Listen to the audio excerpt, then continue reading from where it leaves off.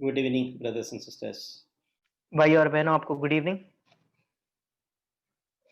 I just want to share something on the lines of this theme was coming to my heart peacemakers at home.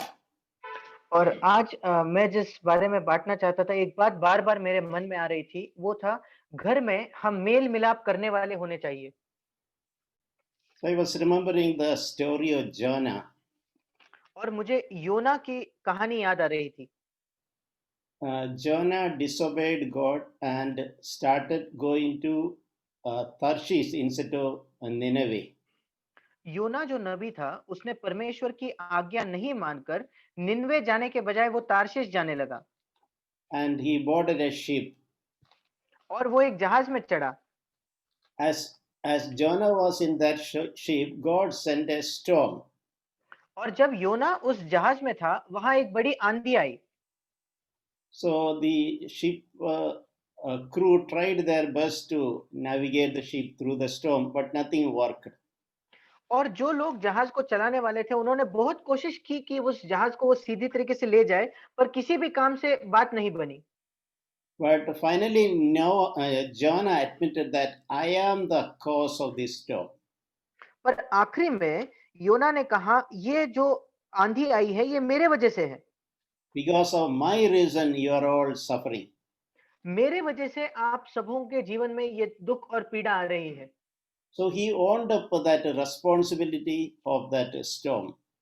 और उसने ये जिम्मेदारी उठाई कि आंधी उसके वजह से आई थी। So he suggested just pick me up and throw me into the sea, and the storm will stop. और उसने कहा, मुझे उठाकर समुद्र में फेंक दो और ये समुद्र शांत हो जाएगा। And it exactly happened in the same way as Jonah said. और जैसे योना ने कहा था, बिल्कुल वैसे ही हुआ। The ship crew picked up Jonah and straight away threw him into the sea. और जो जहाज के चलाने वाले थे, उन्होंने योना को उठाकर समुद्र में फेंक दिया। And immediately the storm ceased and everything became very calm. और तुरंत वो जो आंधी थी, वो रुक गई और सब चीजें बिल्कुल शांत पड़ गई। But God had done something very unusual. पर परमेश्वर ने ऐसा कुछ किया था जो आम तौर पर वो नहीं करता। He arranged a huge fish to receive Jonah. और परमेश्वर ने एक बहुत बड़े मछली को तैयार किया ताकि वो योना को खा ले। And God did not allow Jonah to be drowned in the sea and die. और परमेश्वर ने योना को उस समुद्र में डूब कर मरने नहीं दिया। So this is a thought that came to me, came to my heart.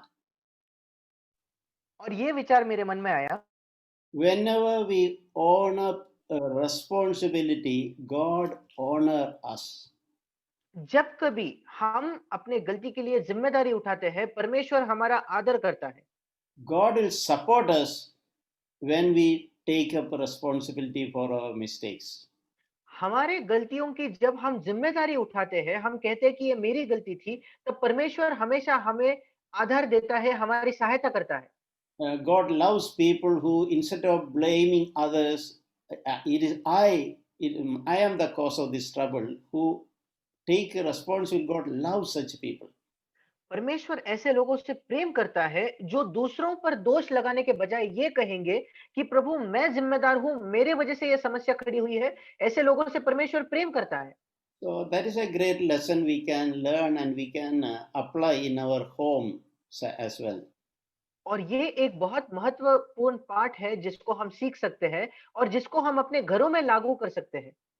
If we genuinely and honestly admit our mistake and own up a responsibility, अगर हम सच्चाई से और ईमानदारी से अपनी गलती मान ले और उसकी जिम्मेदारी उठाए तो God will support us at our homes. परमेश्वर हमारे घरों में हमारे सहायता करेगा।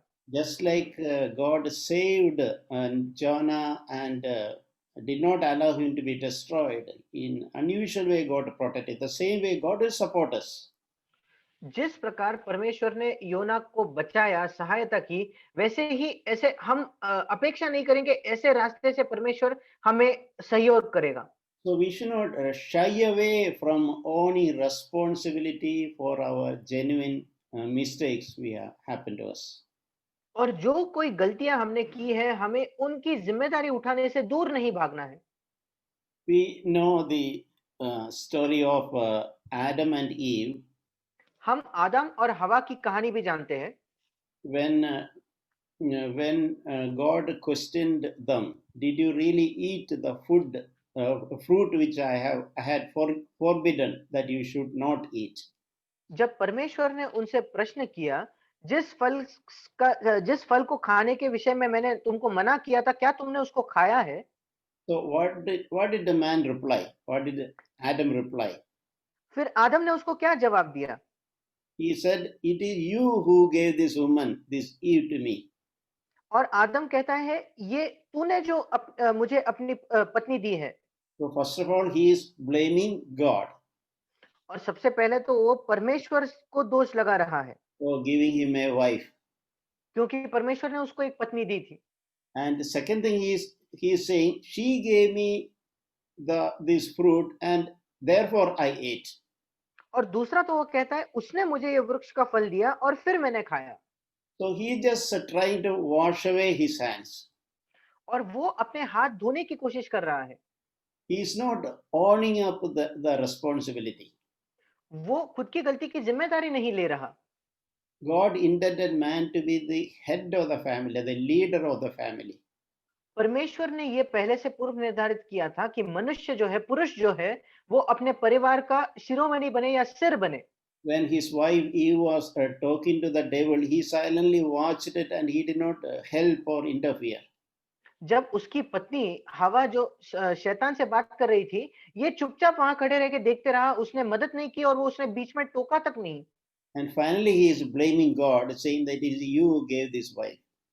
और आखिरकार वो परमेश्वर पर ही दोष लगा रहा है कि इस पत्नी को तूने मुझे दिया है। And this wife gave me the fruit which you told us not to eat. As she gave, I ate. और इस पत्नी ने मुझे वो फल दिया जो तूने खाने से मना किया था, और क्योंकि उसने मुझे दिया, मैंने वो खाया। It is not my problem. I did not do anything wrong. ये मेरी गलती नहीं है, मैंने कुछ गलत नहीं किया। So we understand that God was not at all happy with that kind of response from Adam. और हम देखते हैं कि परमेश्वर इस जवाब से बिल्कुल भी खुश नहीं था। God would have easily accepted if he had just admitted, "Lord, I made a mistake. I disobeyed you. You told clearly we should not eat that fruit, but we ate." परमेश्वर ने इस बात को स्वीकार किया होता अगर वो बिल्कुल ईमानदारी से कहता कि हाँ प्रभु, हमने गलती की, जिसको तूने कहा था नहीं खाने के लिए, उस फल को हमने खाया। You know, the result when Adam did not take up his responsibility, so God had to send both of them out of the Garden of Eden. और आप सब इसका परिणाम जानते हो, जब आदम ने अपनी गलती की जिम्मेदारी नहीं ली, तो परमेश्वर को उन दोनों को उस एदेन वाटिका से बाहर भेजना पड़ा। We understand that a spirit of accusation is always from the devil. हम ये समझते हैं कि एक दोष लगाने की आत्मा हर बार शैतान की ओर से ही आती है। So we can all look at our own life. We men, for example, do we have a habit of blaming our wife for anything wrong happening in our families?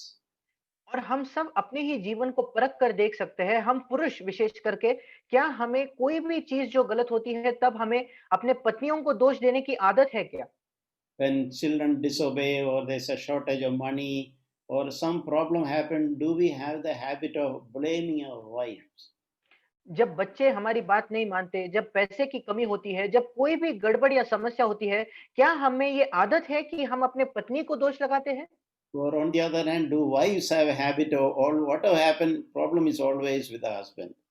या दूसरी तरफ, क्या पत्नियों को ये आदत है कि कुछ भी हुआ तो समस्या या गलती हमेशा उनके पति की ही है? This habit of accusing one another is not at all from God. एक दूसरे पर दोष लगाने की जो आदत है, वो परमेश्वर की ओर से बिल्कुल भी नहीं है। We should remember that it is from the devil. हमें ये याद रखना है कि ये शैतान की ओर से है। When we are accusing one another at home, we are listening to the devil's voice. जब हम घर में एक दूसरों पर उंगली करके दोष लगाते हैं, तब हम वास्तविकता में शैतान की आवाज को सुन रहे हैं। We are working as agents of devil. हम शैतान के दूत या उसके कर्मचारी करके काम कर रहे हैं। There are sometimes parents always nag and irritate their children. और कई बार माता-पिता जो होते हैं वो बार-बार अपने बच्चों को एक ही बात बार-बार दोहराकर उनको चिढ़ लाते हैं, उनको सताते हैं। Always after them, always finding any smaller mistakes, always accusing them. हर समय वे इनके पीछे होते हैं, बच्चों के पीछे बार-बार उनकी गलतियाँ निकालते हैं और उन पर दोष लगाते हैं। You know, in the Bible, devil is given a name, accuser of the brethren. और बाइबल में शैतान को एक नाम दिया गया है कि वो भाइयों पर दोष लगाने वाला है। Meaning his name is accuser. That is his name. उसका नाम ही वास्तविकता में दोष लगाने वाला है। Every accusation is originating from him. हर जब कभी हम दोष लगाते हैं वो हर दोष उसी का स्रोत शैतान है। If you are really seeking to be God's children, we have to work in that area. अगर हम सचमुच चाहते हैं कि हम परमेश्वर के बच्चे बने तो हमें इस क्षेत्र में काम करना है। I will never accuse anybody, मैं कभी भी किसी और पर दोष नहीं लगाऊंगा। especially at home. I will never accuse a family member. विशेष करके मेरे घर में, मेरे परिवार में मैं अपने परिवार के किसी भी सदस्य पर दोष नहीं लगाऊंगा। Because that accusation invariably originates from the devil. क्योंकि वो दोष लगाना जो है, वो दोष जो है वो शैतान से आया है। And that doesn't help solve any problem. और उससे किसी भी समस्या का हल नहीं होता। It will unnecessarily take away the peace from home. उसके बजाय जो घर में शांति है, वो शांति भी उस दोष लगाने की वजह से चले जाती है। It will bring mistrust. उसके वजह से एक दूसरे पर हम भरोसा नहीं कर पाएंगे। So on the other hand, we have to be like Jonah, willing not to shy away from taking my responsibility. इसके बजाय हमें योना के जैसे होना है, अपने जिम्मेदारी से भागना नहीं है, हमको जिम्मेदारी उठाने के लिए तैयार होना है। We can really pray, Lord, really help me that in future I will never accuse my wife or I will never accuse my husband again in my life. और हमें प्रार्थना करनी है कि प्रभु आप मेरी सहायता कीजिए कि भविष्य में मैं कभी भी अपने पत्नी पर दोष नहीं लगाना चाहता, मैं कभी भी अपने पति पर दोष नहीं लगानी चाहती। We read a verse in Malachi chapter 4. Malachi की पुस्तक उसके चौथे अध्याय में एक वचन को हम पढ़ते हैं, Verse 6. उसका छठा वचन। He will restore the hearts of the fathers to their children and hearts of the children to their fathers. वो माता पिता के मन को उनके पुत्रों की ओर और पुत्रों के मन को उनके माता पिता की ओर फेरेगा। So God is interested in drawing. We can apply this now in the entire family, husband, wife, parents, children. और हम इस वचन को पूरे परिवार में लागू कर सकते हैं, पति पत्नी का रिश्ता और माता पिता और बच्चों के रिश्ते को। God is interested in restoring our hearts of parents to their children. और परमेश्वर चाहता है कि माता पिता के जो मन है उनके बच्चों की ओर वो वापस फेरे And from children back to their fathers. और बच्चों के मन जो है उनके पिता या उनके माता पिता की ओर फेरे। And even before this, husband's heart to wife and wife's heart to husband. और इस सबसे पहले पति का मन अपने पत्नी की ओर वो फेरे और पत्नी का मन अपने पति की ओर वो फेरे। At home, God doesn't want a deficit of trust between husband and wife. परमेश्वर ये नहीं चाहता कि किसी भी घर में पति और पत्नी के बीच में भरोसे की कमी हो। God has expected the husband and wife to be one. और परमेश्वर की ये चाहत है कि पति और पत्नी एक होने चाहिए। The two shall be one. That is what the word of God says. और परमेश्वर का वचन कहता है वे दो एक हो जाएंगे। In marriage, that is what we should desire. We are not separate. My wife and me are not. We are one. और शादी में इसी बात की हमें खोजी बनना है कि शादी में हम अलग अलग नहीं है, हम एक है। That is God's plan for our life. ये परमेश्वर की योजना है हमारे जीवन के लिए। Devil will do everything possible to undo what God wants to do in our life. हमारे जीवन में जो कुछ परमेश्वर करना चाहता है, शैतान पूरा पूरी कोशिश करेगा कि वो इसके विपरीत कुछ करे। Yeah, that is why Bible says you should be aware about the tricks of the devil. और इसलिए बाइबल हमें बताती है कि शैतान के जो चाल चलन है उसके चालाकी से हमें सावधान रहना है। So even till today, if you have lived a life always pointing the finger at others, accusing one another, let us start a new life. और शायद आज तक अगर हमने एक ऐसा जीवन जिया है जब हम हर समय दूसरों की ओर उंगली करते हैं, दूसरों पर दोष लगाते हैं, तो आज से आइए हम एक नए जीवन का आरंभ करें। Let us ask God for grace and desire, Lord, today onwards, I don't want to accuse my wife. हम परमेश्वर से अनुग्रह मांगे और ये निर्णय ले कि प्रभु आज से मैं अपने पत्नी पर दोष नहीं लगाना चाहता। And wives can decide, Lord, today all these years I have been always accusing my husband for everything. Today onwards, I want to stop doing. और पत्नी भी ये निर्णय ले सकती है कि प्रभु इतने सालों से मैं हर बात के लिए अपने पति पर दोष लगाते आई, पर आज से मैं ये रोकना चाहती हूँ। Yeah, my husband and me, we are one, we are not two. क्योंकि मैं और मेरे पति एक है, हम दो अलग-अलग लोग नहीं हैं। At home, we should never be aiming at one another. और घर में कभी भी हमारा निशाना एक दूसरे की ओर नहीं होना चाहिए। I've seen, unfortunately, some families, even Christian families, always waiting for an opportunity to fight against each other. मैंने ऐसे कुछ परिवारों को देखा है और बहुत दुख की बात है कि मैंने ऐसे मसीही परिवारों को देखा है, जब वो हर समय एक दूसरे पर निशाना ताने बैठते हैं कि कब वो एक दूसरे के साथ लड़ सके, झगड़ सके। When I visited one family, the environment in that family was such that I was feeling everyone has got a gun in their hand and they are pointing at someone else. और एक बार जब मैं एक परिवार के घर गया था, तो वहाँ वातावरण मुझे ऐसा महसूस हो रहा था मानो परिवार के हर सदस्य के हाथ में एक बंदूक है और वो किसी और की ओर निशाना ताने हैं। See what is going to if there are five family, husband, wife, and three children, everyone has a gun, and you see every time we are pointing the gun at each other. और सोच के देखिए क्या होगा अगर एक 5 लोगों का परिवार है, पति-पत्नी और 3 बच्चे हैं और हर एक व्यक्ति के हाथ में बंदूक है और वो दूसरों की ओर निशाना ताने बैठा है। We'll destroy each other. We'll kill each other.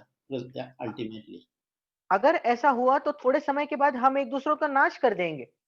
so our families are meant to be a arena for war. और हमारा परिवार जो है वो एक युद्ध की भूमि या रणभूमि नहीं होनी चाहिए। And we can ask God for grace, and God will help us. और हम परमेश्वर से अनुग्रह को मांगेंगे और परमेश्वर हमारी सहायता करेगा। In whatever may be the situation in our families, hope of the gospel is that God is more than happy to come and help us. हमारे परिवार की परिस्थिति कैसे भी क्यों ना हो, सुसमाचार की यही आशा है कि परमेश्वर आकर हमारी सहायता करने के लिए तैयार है। Only thing required is we have to little more humble ourselves, and we have to be a little more honest about ourselves.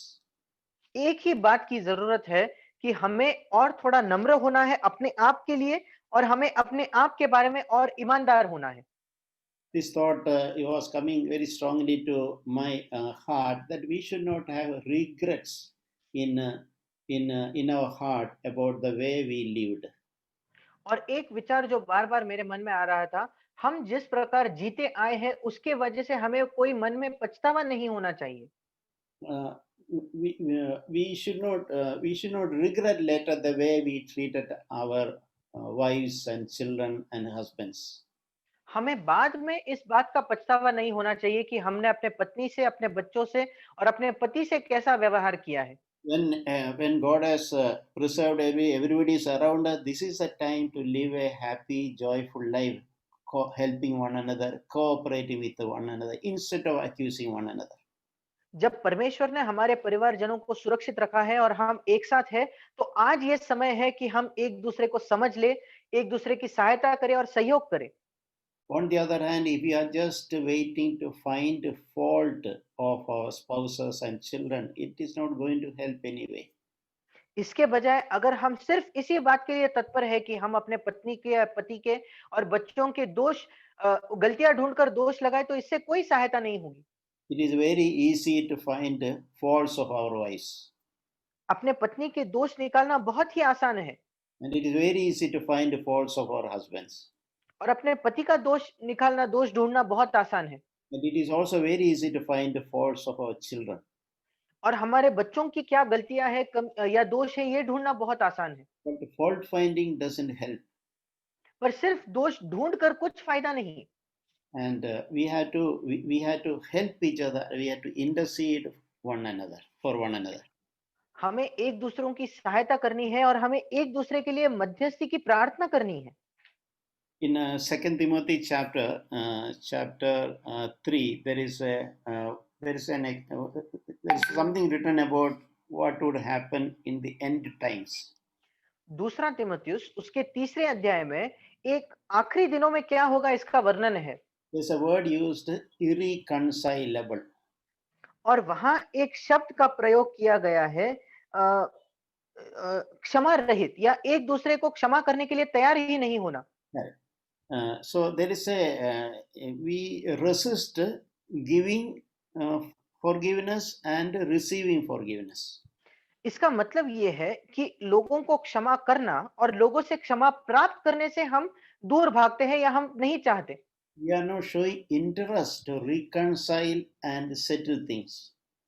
हम इस बारे में कोई दिलचस्पी ही नहीं दिखा रहे कि हम चीजों को सही करके उनको उसका बराबर से मेल कर ले। So that is not a helpful thing. और ये कोई अच्छी बात नहीं है जिससे मदद नहीं होगी। Every opportunity we get, we should be quick to reconcile with others. जो कोई मौका हमें मिलता है दूसरों से मेल करने के लिए हमें बहुत ही ज्यादा तत्पर होना है। The Bible says that live peaceably with all men, otherwise you will not see God. परमेश्वर का वचन कहता है कि सब मनुष्यों से शांति बनाए रहो, अगर ऐसा नहीं करोगे तो तुम परमेश्वर को नहीं देख पाओगे। So living peaceably with everyone, especially at our home, is extremely important.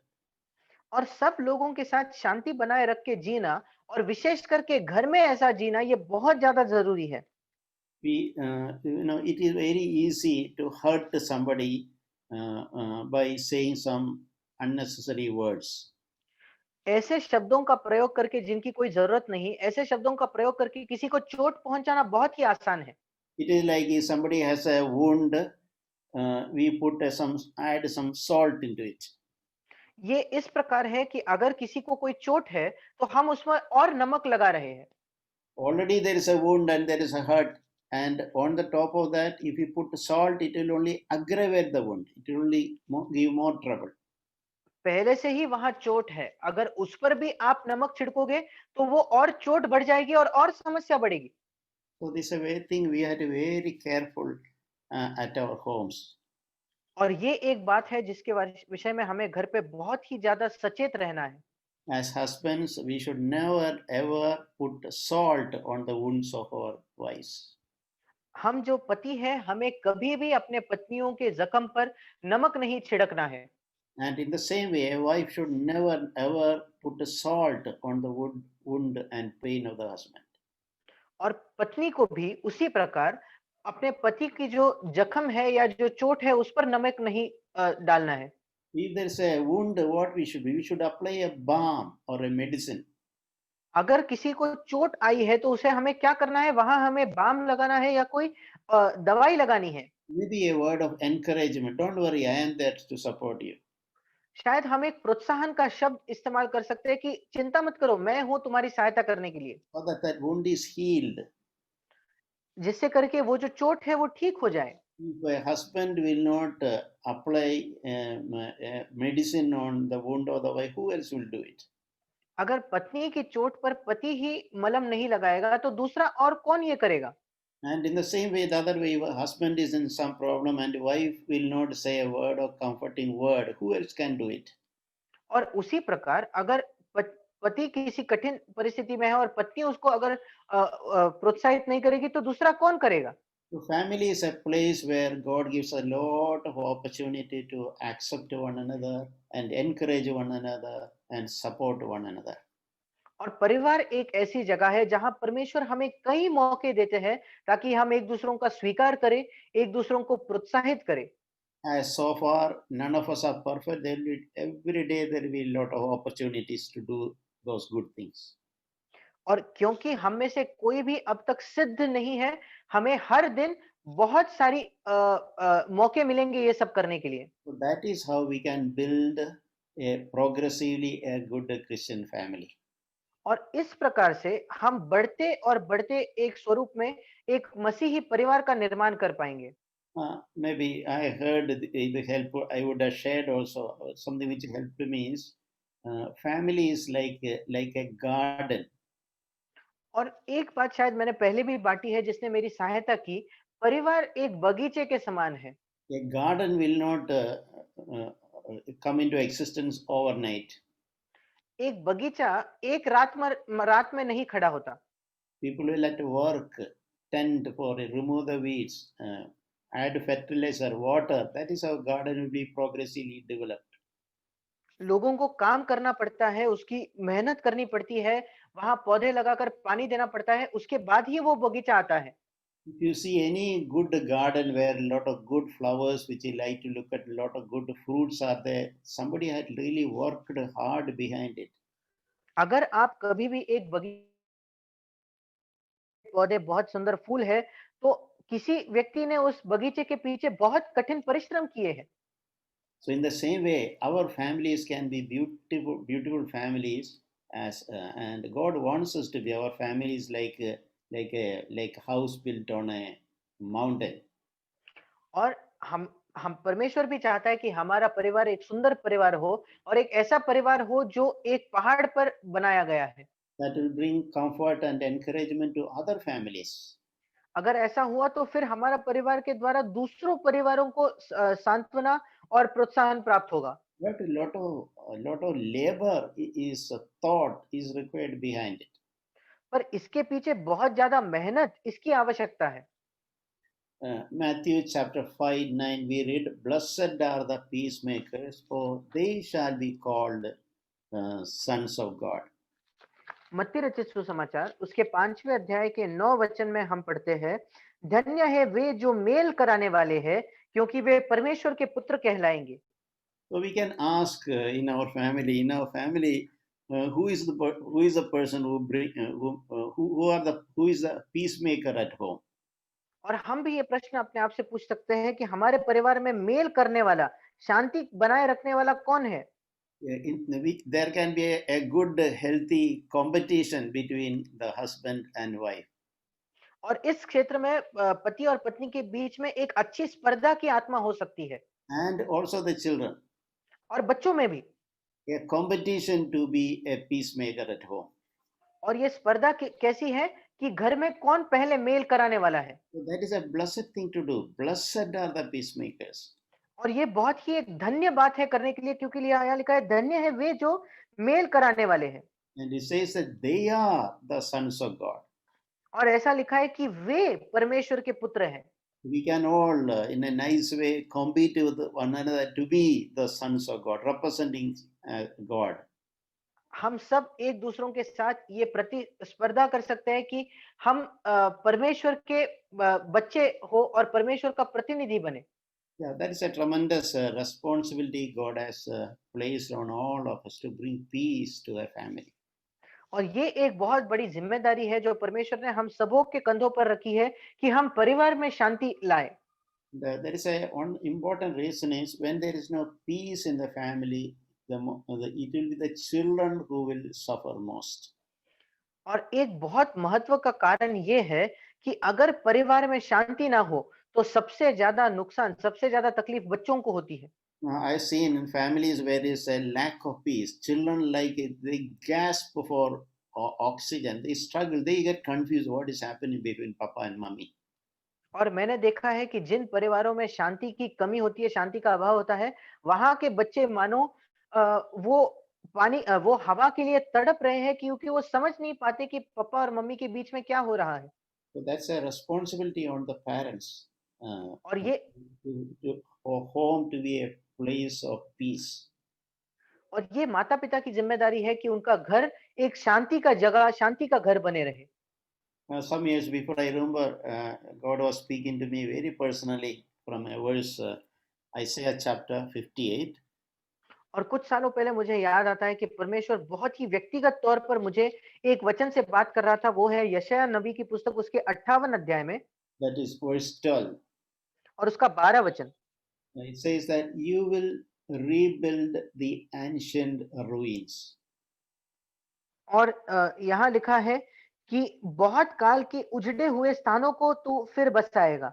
See, if our house till today, suppose it is like a ruined house. और अगर देखिए हमारा घर अगर आज तक एक उजड़ा हुआ स्थान है तो We have seen physically some house, we can see it is some pillars are broken down, some tiles are broken, some walls are broken. We see some houses.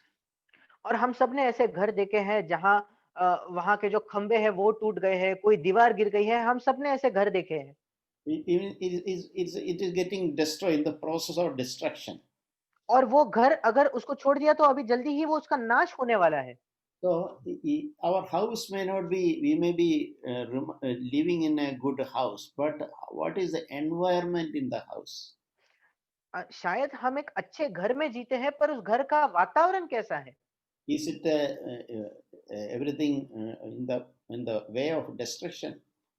क्या सब कुछ नाश की तरफ जा रहा है? But God wanted to support us, help us rebuild the ancient ruins. पर परमेश्वर हमारी सहायता करना चाहता है, हमारा सहयोग देना चाहता है ताकि हम इन उजड़े हुए स्थानों को फिर से बसा सके। He has seen some families after marriage, they keep on, even if they are 20 years into married life, they keep on talking about the things, the first year of the marriage, keep on remembering, reminding again and again.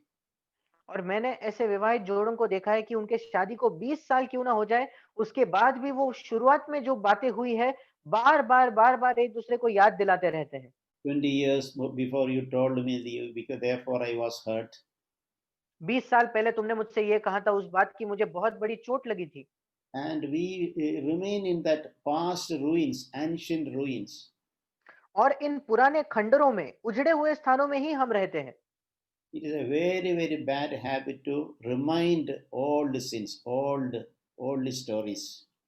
ये बहुत ज़्यादा बुरी आदत है कि किसी को पुरानी पापों के या पुरानी कहानियाँ याद दिलाना। When God forgives us, God has promised that I will remember no more. जब परमेश्वर हमारे पापों को क्षमा करता है, तो उसने हमें ये वायदा किया है कि वो हमारे पापों को वापस याद कभी नहीं करेगा। At home also we can apply all the things, something happened, and we can forgive that, and we need not bring to memory those things. And the worst thing is even speaking about it. और घर में भी हम इस बात को लागू कर सकते हैं, जो बातें बीत चुकी है, उनको हम याद करके याद भी नहीं करेंगे अगर हमने उनको और क्षमा कर देंगे और सबसे बुरी बात मतलब हम उसके बारे में बात तक नहीं करेंगे। So God wanted to rebuild our family from old ancient ruins. और पुराने उजड़े हुए खंडरों से परमेश्वर हमारे परिवार को फिर एक बार बांधना चाहता है। And it says that you will raise up age-old foundations. और लिखा है तू पीढ़ी-पीढ़ी की पड़ी हुई नींव पर घर उठाएगा। Even the foundation itself is not correct. Even there, we have to repair it. We have to rebuild it. और अगर नींव ही गलत है परिवार की, वहां भी हमें उसको में सुधार लाना है, उसको पुनर्स्थापित करना है। For example, after marriage, we should never ever think or talk that no, I married the wrong person. I should have married somebody else. इसका मतलब विवाह के बाद हमें कभी भी ऐसा नहीं सोचना चाहिए कि अरे मैंने गलत व्यक्ति से विवाह कर लिया, मैंने किसी और व्यक्ति से विवाह किया होता तो कितना अच्छा होता। We should not try to break the foundations of family. परिवार की जो नींव है, उसको तोड़ने की हमें कोशिश नहीं करनी है। We have to thoroughly repent about such tendencies, and for which God will help us. हमें ऐसी सारी आदतों से सचमुच मन फिराव करना है और ऐसा करने में परमेश्वर हमारी सहायता करेगा।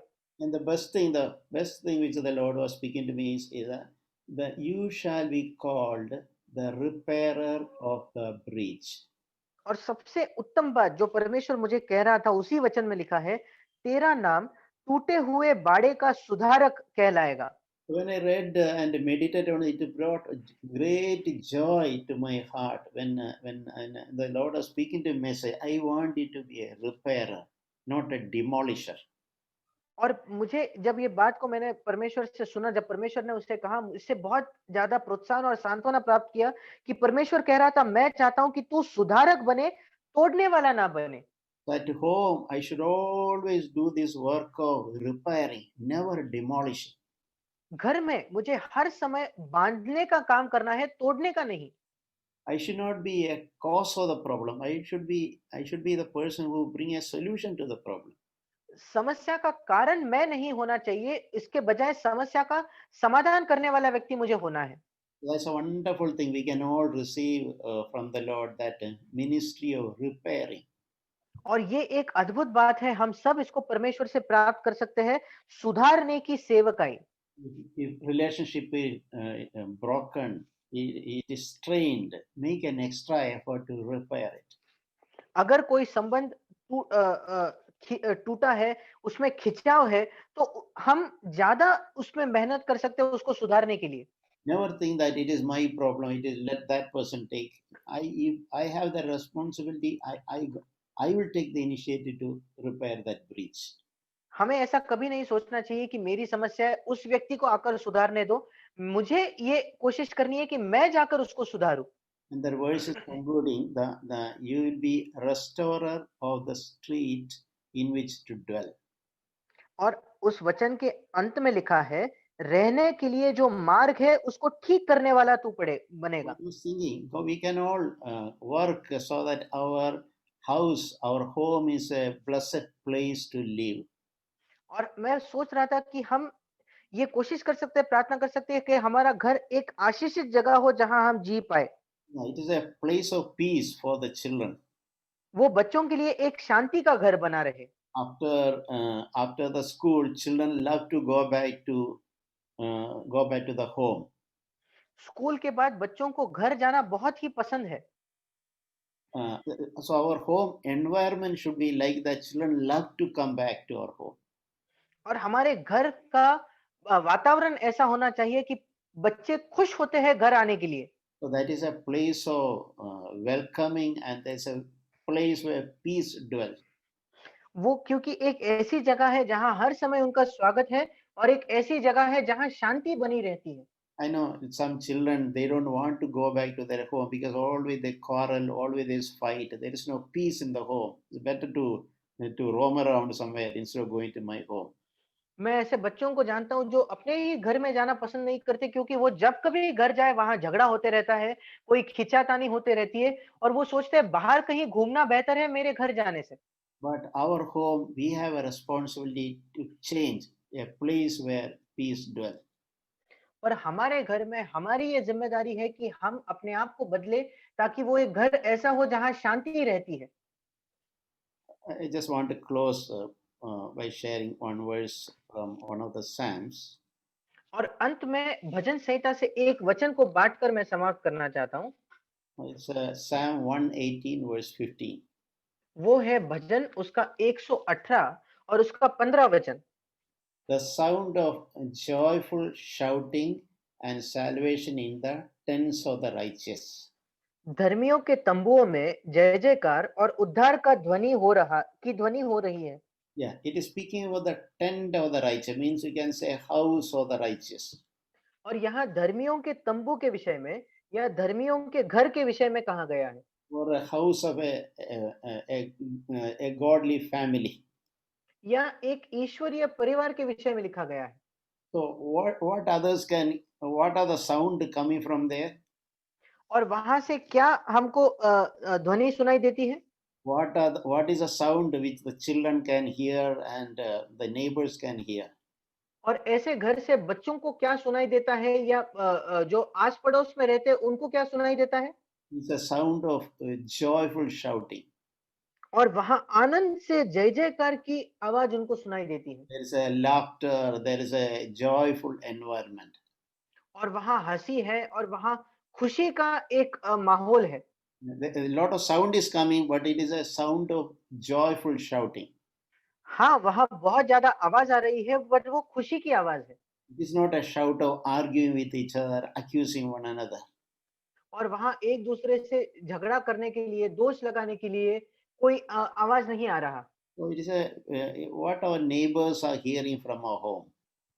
और हमारे जो आस पड़ोस वाले लोग हमारे घर से क्या आवाज सुनते हैं? Is it a shout of joy, joy? It is a sound of joyful shouting, or it is argument and fighting.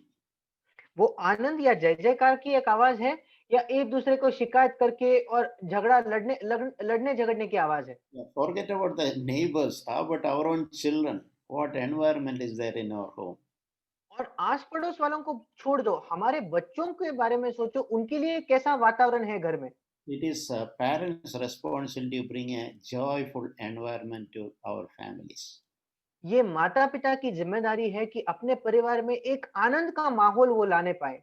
Even in our limited circumstances, we can have a joyful, loving, peaceful environment at home. और हमारे शायद सीमाएं छोटी होंगी, पर उसके बावजूद हमारी ये जिम्मेदारी है कि एक खुशहाल और एक शांति भरा माहौल हम बनाए बनाए रखें। God wants us to be peacemakers, starting with our home. परमेश्वर चाहता है कि हमारे घर से शुरुआत करके हम मेल बनाने वाले बने। We always say that everything starts at home. और हम हमेशा कहते हैं कि सब कुछ घर में ही शुरू होता है। There will be peace in the church when there is peace at home. कलीसिया में शांति होगी जब घर में शांति होगी। And dear brothers and sisters, I want to encourage everyone. I want to encourage myself. और मेरे प्रिय और भाई और बहनों, मैं सबको प्रोत्साहित करना चाहता हूँ और मैं खुद को भी प्रोत्साहित करना चाहता हूँ। If we are honest, God is willing to forgive us, forgive all that happened till today. अगर आप ईमानदार हो तो आज तक जो कुछ हुआ, परमेश्वर आपको माफ करने के लिए तैयार है। God is willing to just close it, all those bad things, all the bad conversation, everything happened in the past. और परमेश्वर इन सारी चीजों को क्षमा कर भूलने के लिए तैयार है। सारी वो जो गलत बातचीत थी हमारे बीच में, परमेश्वर उनको भूलने के लिए तैयार है। All that what we contributed to that spoiled environment at home. और घर का जो बिगड़ा हुआ माहौल था उसमें हमने जो कुछ किया उसमें भी। But if we are repenting, God can give us a fresh start. पर अगर हम मन फिराते हैं तो परमेश्वर हमें एक नई शुरुआत दे सकता है। He can transform, God can transform our families into a joyful place where children can enjoy and live. वो रूपांतरित कर सकता है, परमेश्वर हमारे घरों को रूपांतरित कर सकता है, बदल सकता है, ताकि हमारा घर हमारे बच्चों के जीने के लिए एक बहुत ही खुशहाल घर बने। If in a Christian family there is no peace, in this world, where else one can find peace? अगर एक मसीही परिवार के अंदर शांति नहीं है तो फिर इस पृथ्वी पर और कहाँ हम शांति खोजेंगे? So that is why it is a great responsibility on us to be peacemaker at home. और इसलिए हमारे ऊपर ये बहुत बड़ी जिम्मेदारी है कि हम घर में मेल कराने वाले हो। And God can do that, start that work right today. और परमेश्वर उस काम को आज ही शुरू कर सकता है। Amen.